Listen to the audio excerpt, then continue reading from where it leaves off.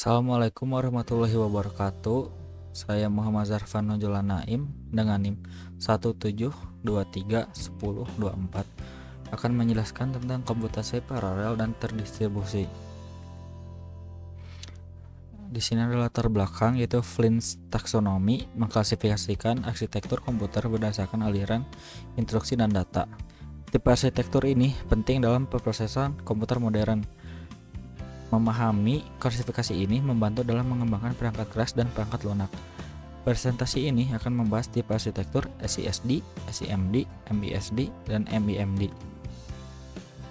Untuk SISD memiliki definisi arsitektur secara sederhana, memiliki karakteristik satu instruksi dan satu data. Kelebihannya yaitu mudah diimplementasikan dan digunakan, dan memiliki kekurangan tidak efisien untuk pemrosesan besar. Untuk SIMD memiliki definisi pengolahan data paralel, kelebihan efisiensi tinggi dalam pemrosesan, dan contohnya itu GPU dan prosesor vektor. Penggunaannya ada di aplikasi di grafik komputer. Untuk MISD memiliki definisi banyak instruksi dalam satu data. Karakteristiknya itu sistem fault toleran yang unik. Penggunaannya digunakan dalam sistem kritis. Contohnya itu Space Shuttle Flight Control. Untuk MIMD memiliki definisi banyak instruksi data dan banyak data. Karakteristiknya itu pemrosesan instruksi secara paralel, contohnya superkomputer dan cluster. Kelebihannya itu fleksibilitas dan efisiensi tinggi. Dan ini adalah contoh nyata arsitektur SISD atau komputer pribadi, laptop, tablet, dan smartphone. Untuk contoh nyata arsitektur SIMD yaitu GPU digunakan dalam kinerja, efisiensi, fleksibilitas, dan inovasinya. Untuk contoh nyata MISD dalam Space Shuttle digunakan untuk sistem kontrol, keandalan tinggi, pemrosesan paralel, teknologi canggih. Untuk contoh nyata superkomputer dalam MIMD yaitu memiliki kapasitas yang besar, kecepatannya tinggi, fleksibilitasnya dapat digunakan berbagai aplikasi ilmiah, dan skalabilitasnya mudah ditingkatkan sesuai kebutuhan pemrosesan. Untuk perbandingannya yaitu dalam instruksi, jumlah instruksi berbeda per arsitektur, dan juga data, beragam jumlah data yang diproses. Dalam pemrosesannya juga tipe data, pemrosesan, dan cara kerjanya beda. Dan juga ada kinerja, kelebihan dan kekurangannya masing-masing. Perbandingan arsitektur yaitu jumlah instruksi versus jumlah data.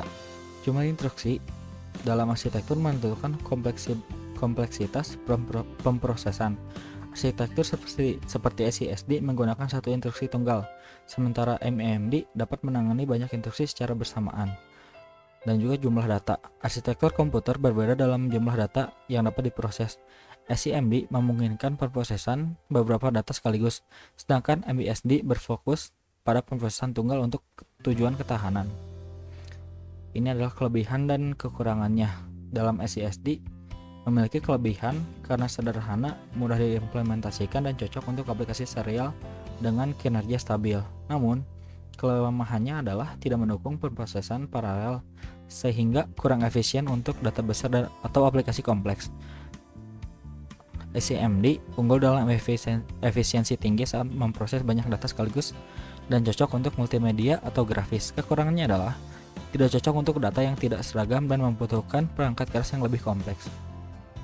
Untuk MISD yaitu memiliki kelebihan dalam keandalan tinggi karena data yang diproses oleh banyak instruksi, berguna untuk sistem keamanan. Namun arsitektur ini jarang digunakan karena sulit diimplementasikan dan kurang efisien. MIMD unggul dalam fleksibilitas dan kecepatan tinggi karena tiap prosesor dapat menjalankan instruksi dan data berbeda. Kekurangannya adalah terletak pada pengelolaan yang kompleks, sinkronisasi rumit, dan konsumsi daya yang besar. Nah, sekarang kesimpulan, setiap tipe arsitektur komputer memiliki fungsi dan keunggulan yang berbeda setiap kebutuhan. Seperti arsitektur SISD cocok untuk tugas sederhana dan pemrosesan tunggal karena strukturnya yang mudah. SIMD unggul dalam efisiensi dan kecepatan untuk memproses banyak data secara paralel, terutama pada aplikasi multimedia dan grafis. MISD menawarkan keandalan tinggi untuk sistem yang menuntut keamanan dan ketahanan terhadap kesalahan. Meskipun jarang digunakan, sementara itu MIMD menjadi arsitektur paling kuat dan fleksibel karena mampu menjalankan banyak instruksi dan data secara bersamaan. Sangat efektif untuk superkomputer dan sistem besar, meski kompleks dalam pengelolaannya. Sekian dari saya. Wassalamualaikum warahmatullahi wabarakatuh.